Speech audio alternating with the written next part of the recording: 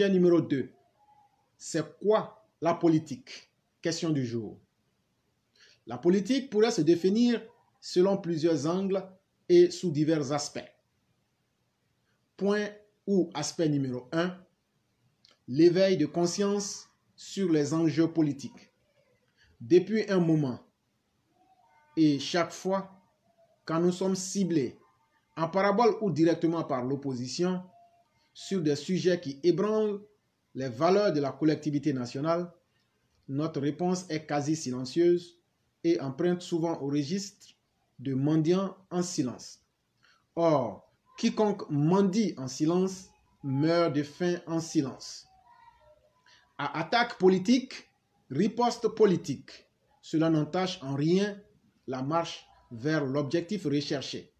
Mais bien au contraire, elle a le mérite de clarifier les choses en soulignant la ligne rouge à ne pas franchir.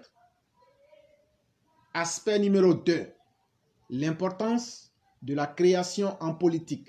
De la réaction en politique. Je reprends. L'importance de la réaction en politique. Point numéro 2.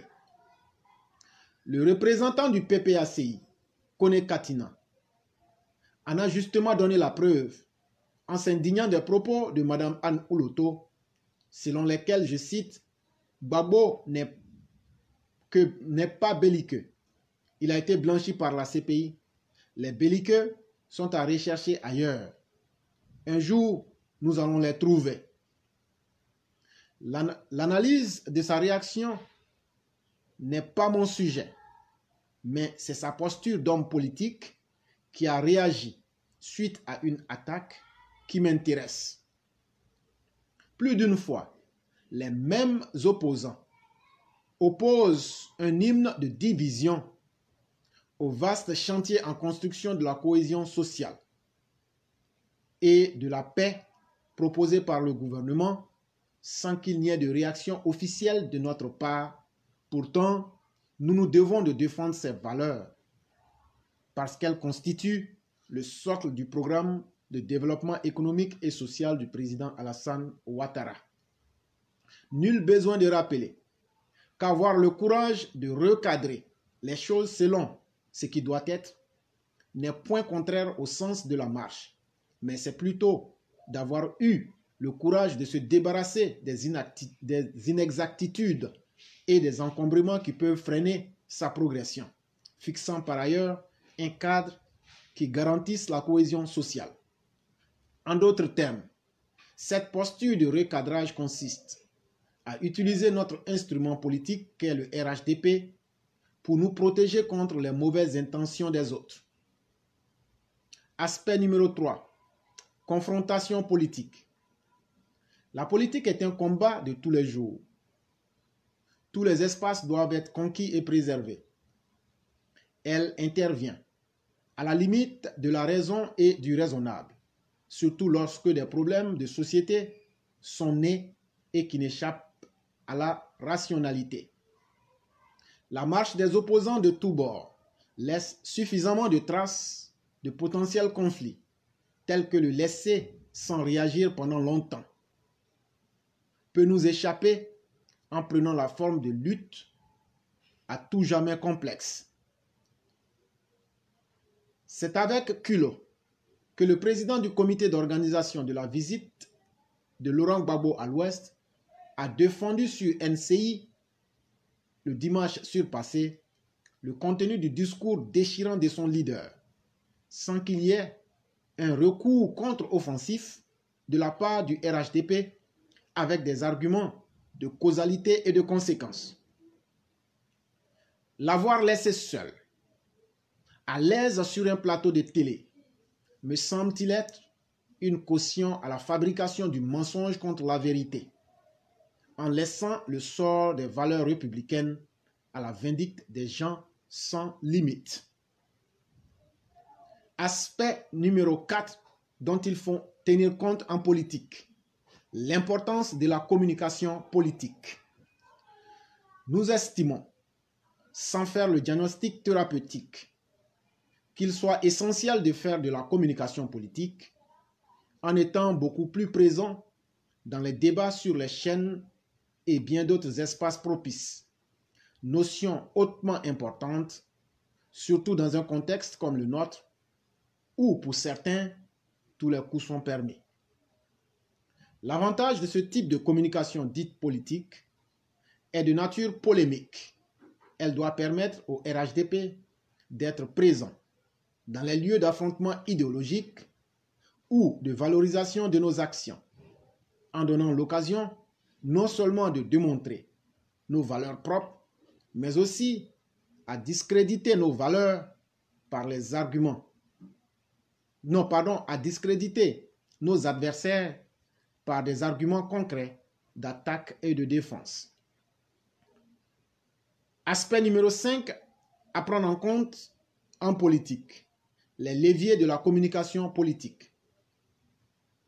À chaque fois que l'occasion le permettra, comme celle liée aux récentes sorties de M. Laurent Gbagbo, nous devrions être en mesure de restituer le sens caché des choses, en nous appuyant sur les arguments de causalité en confrontation basés sur le mérite, la justification, la responsabilité et la chance. Le bonheur est difficile à restituer en mots. Grande serait notre joie de voir notre parti, le RHDP, occuper l'espace des débats pour restituer à la mémoire les bienfaits de sa gestion du pouvoir en apportant la contradiction nécessaire aux calomnies des opposants. Ainsi, par l'argument de mérite, s'attribuer le crédit d'un ensemble de choses considérées comme positives selon les situations.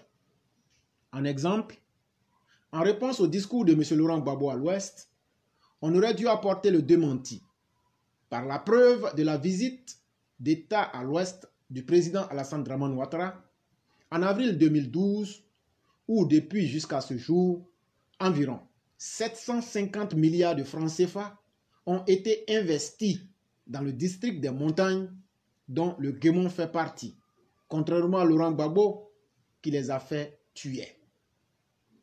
Par l'argument de justification, expliqué par le contexte, l'existence de faits négatifs, douteux, dont on pourrait tenir l'opposition de responsable.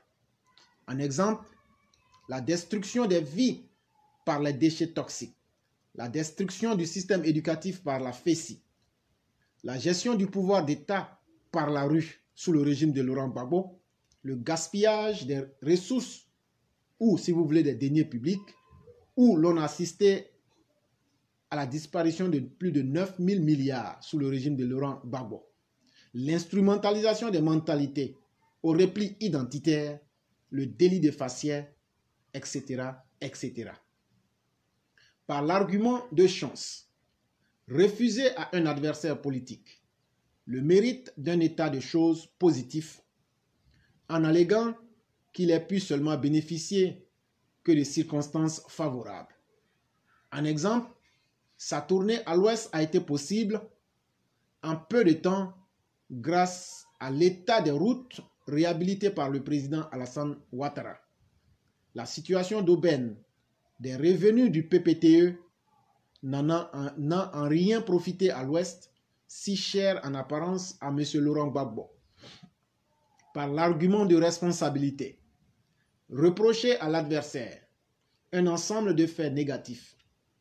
En exemple, pour lequel motif de droit, Laurent Gbagbo peut-il décréter que la réconciliation et la paix viendront que des ouais et non des autres victimes en méprisant la justice qui consacre les droits de tous ceux qui sont morts pendant cette crise par la faute de M.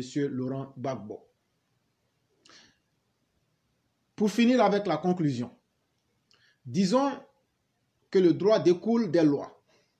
En démocratie, le respect des lois est son fondement et donc non seulement est incompatible avec de tels populismes de Laurent Gbagbo, mais n'arrange en rien les mentalités au pardon et à la réconciliation. Nous sommes à peine 3 ans des élections présidentielles, mais ce temps est assez suffisant pour laisser toute altitude à l'opposition de jouer sur la variable de la désinformation consistant à massacrer les mentalités psychologiquement par la faute de contradiction, à due concurrence des mensonges allégués, nous nous culpabilisons dans les dérives de langage que les opposants entretiennent pour déstabiliser le pays. C'était un article d'un élève de la classe, CK, qui vit aux États-Unis. Très bel article de réflexion. Merci. Et comme je le dis toujours, ce n'est pas uniquement à Éclaireur Pro Vérité et à Madame Blanc de produire des textes d'analyse politique.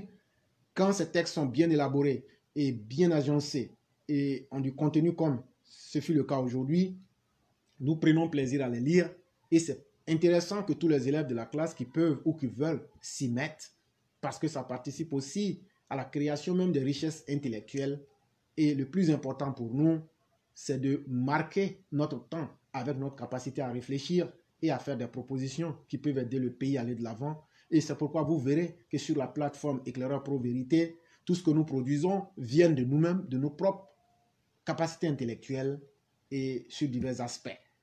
Et donc, je dis merci à Seka pour ce beau travail qui a été réalisé.